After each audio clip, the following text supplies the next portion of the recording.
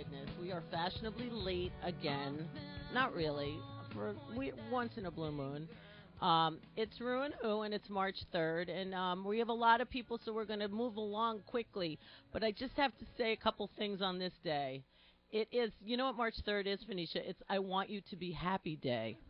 It's also National Anthem Day. It's the day that the national anthem, Star Spangled Banner, became the national anthem. It became it on a March 3rd, so if that means anything to anyone. And the weirdest thing is there's so many things about America on this day. Florida, darling, became the 27th state on March 3rd, Phoenicia. She's from Miami. So that happened today. Mount Rushmore was dedicated on March the 3rd. Go figure. The band Buffalo Springfield formed on March 3rd. I know, that's pretty cool. Linda McCartney was charged in the U.S. with possession of weed on March the 3rd. If you remember the show Moonlighting, it debuted on March 3rd, and that kind of is what made Bruce Willis, I think, a household name, because he was just a bartender at Kamikaze. Did you ever go to Kamikaze, Alan? This is Alan the Who for the day, and how are you? Did you ever go to Kamikaze? He used to bartend there. Jim Kerr used to say that when he had his radio show, he used to go and be bartended by him. Oh, well, that's where it was, Kamikaze. Yeah. What else happened? The first tavern in Boston opened on March the 3rd. And a whole bunch of other stuff that I'm not going to go into right now. It is Jean Harlow's birthday. Oh, I love that lady. She was like the first Marilyn Monroe. And it's Lee Roswell's birthday. You know who she is? She's Jackie Onassis' sister. And she's actually called my house before. I'm not going to tell why, but I have spoken on the phone with Lee Roswell. And who else? What else can I tell you? Danny Kaye died on this day, and so did Arthur Murray. Oh, the dance studios, Arthur Murray Dance. I always hear about that. Anyway, we have to move along because we have so many people, as I said, and we have a really, really, really interesting guest right now. And Rich Russo, I thank you so much for coming into our show today.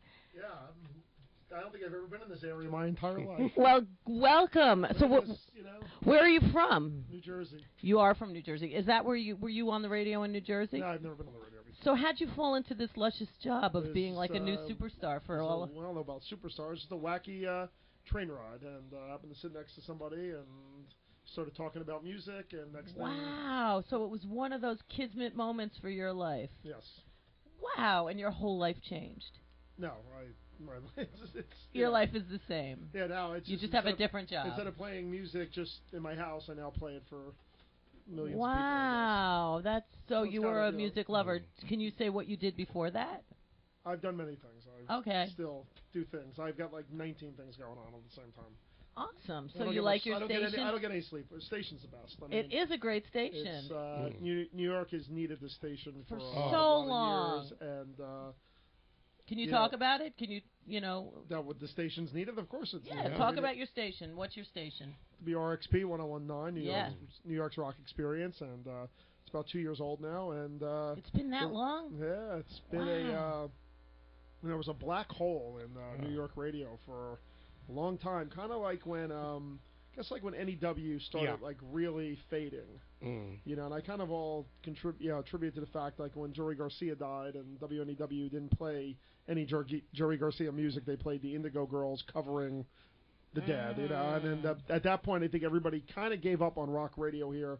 You know, K-Rock always was just a disaster. I mean, other than Howard, of course. Yeah. Musically, it was a disaster. They never cared. And then the 90s was such a bad music scene in general, you know, other than, you know, Pearl Jam and some, you know, Green Day and I guess Nirvana to a degree and some of the other stuff. But rather than playing a lot of the better melodic stuff in the 90s, they all went to that hard, you know, stuff. And you guys know from running a studio that when you look at some of those tracks, it's just flatlined. Yeah. You know, you don't see the separation anymore of the music. And so from like 1994 to like, you know, for a lot of years, there's been no New York music scene, New York rock scene. Guess what? Now because of you. And Brooklyn, you know, and Brooklyn just by default became this musical mecca, which is ironic because nobody in Brooklyn is from Brooklyn. Right. You know, so now what's going on, since this station is come on, the New York scene itself, and Brooklyn is part of it, of course, but the New York rock scene is back in New York City. Yeah. Like the Lower East Side now is vital again. Yeah. Do you go out a lot at night? I went out last night, and I'll tell you, I was at Mercury Lounge, and it was crazy. It's crazy. Every night now is crazy. I mean, every, Bowery, Jesse's Club, Bowery Right. Electric. I love that Electric's club. great. Which is an amazing little room. We got shows going on there, and then we got something going on tonight at Santos Party House in a couple hours. It's going to have 1,200 people to see bands that are unsigned. I mean, that's right. It's the way it should be. It's great.